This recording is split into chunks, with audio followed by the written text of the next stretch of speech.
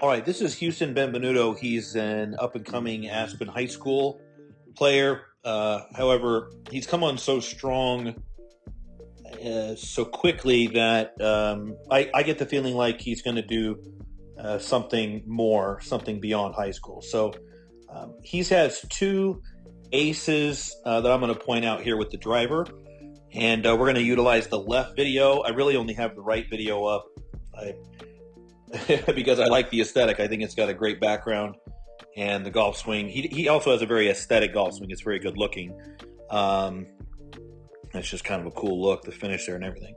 All right, so he has two things that are, I wouldn't call them unique. I would say you just see them in some of the most elite players from about this point to this point, and it's from two different perspectives. One is arms and club, and one is body.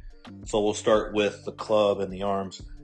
The blue line being that parallel and hugging that closely to the original plane, the red line, is pretty rare for a driver because the forces of the driver swing tend to drift the club a little further away, meaning the player might hit in the heel, they might push, and they might hook too much. But this is typically, this is not typical for a fair amount of even good players with their driver. So what that means is he's coming just barely under with the driver, which is fine. And then he's coming right back to the inside, meaning the path should be very, very neutral, especially with the ball forward. So the path is likely 0 and slightly up because he's just barely under plane.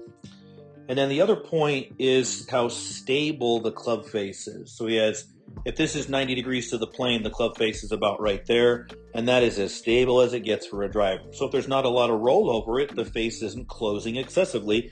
It's simply just getting to square, and then it keeps on whipping. And then I would like to point out that, just to reiterate the point, that the exit rate, boom, right there, that's about as low and as stable, that's about as low as a driver as I've seen on a young player, and as stable of a club face. So this is some high level elite stuff that he's doing. And he's really just getting started.